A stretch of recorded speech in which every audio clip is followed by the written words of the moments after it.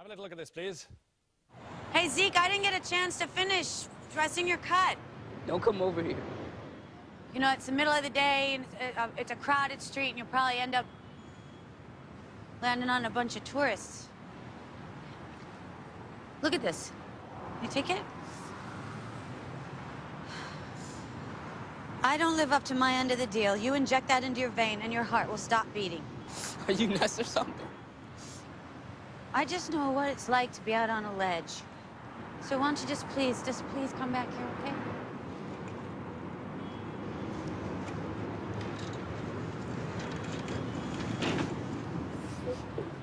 Please welcome, ladies and gentlemen, Maura Tierney. No need to ask. She's a smooth operator. Smooth operator. Coast to coast, LA to Chicago, anytime. She's a smooth operator. Maura Tierney. Uh-huh. Top of the morning to you. How are you? I mean, you know what I mean? You actually just went Irish there. You said, how are you? I did. That's good. I've been practicing. You're getting the hang of this whole thing. You've been, of course, you've been here before. I have. You like coming here. You like, love you like coming our here. music, our culture, don't you? What brought you here before? I've been here. I was here several times. The last time I was here, I saw U2 in Croke Park. Oh, you're which a is fan. why You're a music fan, aren't you? Yes, I'm a huge music fan, a huge U2 fan. And it was so great because I think it was the first time they had played here in like 2,000 years. 2,000 years. Yeah. So it was a big deal. That's great. So, So yeah. you're a fan of theirs, and I like to come here whenever they do, like they're releasing an album, right? Maybe I'll Yes, come they here. just Every did. time U2 does something important, I'll come to Dublin. you're stalking Bono. You're. Well, who isn't? Well, I mean- No, I'm not.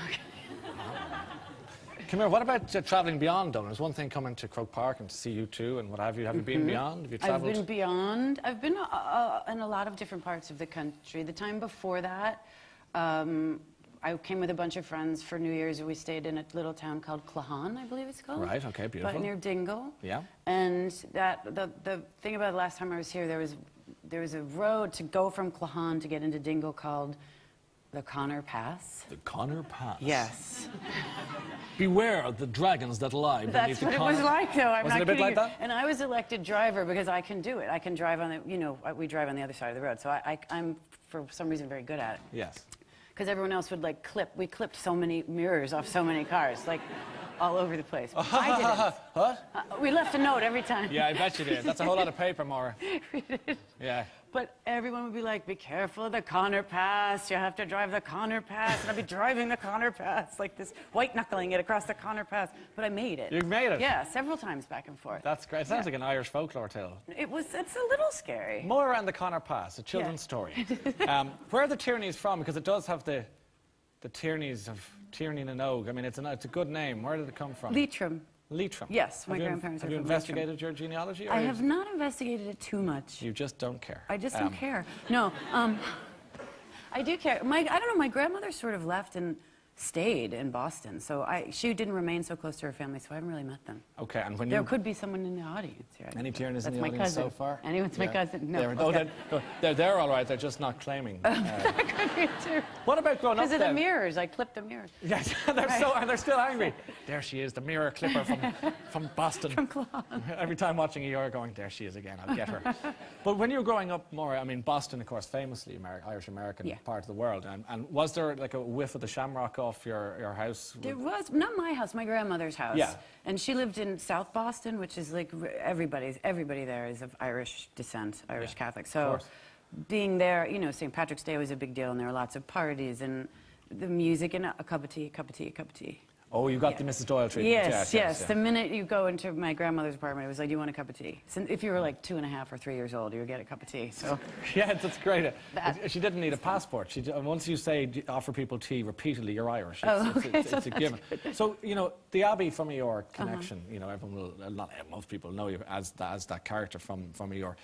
And when you went into that, medical drama, clearly. Yeah. Did you brush up on the medical world, or did you just go into it as an actress rather than... I didn't care about it, just like my family. No, I'm kidding. I didn't. If they die, they die. Care. No, I did. In the beginning, I cared a lot. You're backtracking. I don't believe it. No, it's true. I bought medical manuals for myself. I mean, they'll give you some stuff, but I did a lot of research in the beginning. I did. You're giving me the I just don't believe Hairy it. eyeball. No, I really did. The hairy eyeball? Yeah, like that. What's a hairy eyeball? It's like, huh? Oh, that. Like, Really, Tierney? Really? see, my Botox wore off, so I can now do that. You're the... All right, I did it. I said it on TV. You're the first American guest here But to I A, admit digress. you had Botox, and B, to admit it's wearing off. Normally if it wears off, I think it ends up down around your ankles, That's apparently. right. I shouldn't have got the Botox. No, I did. Forget about that. Okay, No, yeah, yeah. no. I did. Did you get Botox? I did. Did you? How was it for you? I didn't enjoy it. No. Well, no one else could understand, could believe you if you got the joke or not. Wait, I don't get No it. reaction. Is that what it was? Oh, it's gone. No, it's gone. I can do it. No, you're very... I'm loving the expressions tonight. Both of them.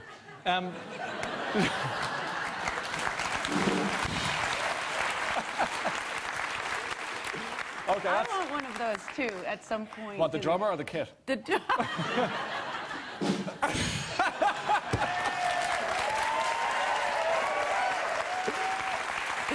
Okay, folks, we're here all week. All right. Okay. But I did do my Sorry. research, yes. Did And you then ever- it gets easier because then you learn the terms and you learn as you go. You don't really learn, but you learn. So Yeah. I was less diligent in year 8 than I was in year 1. Did you ever have to have occasion to put any of that into practice? I did. I mean, many times I thought I did. Like, the annoying thing about it is you think you know stuff. So, like, if your friends are sick, you, like, ask them really detailed questions that I wouldn't really know what it means if they answer it.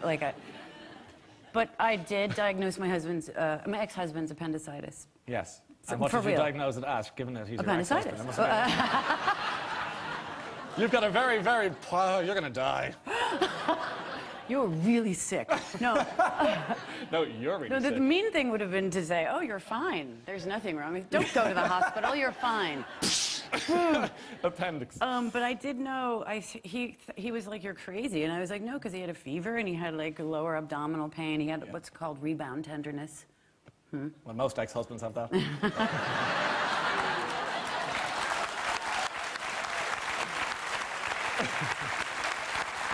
Okay. Where is it coming from? Did you just call that? Get your own show. I know. Okay, we move on. The director.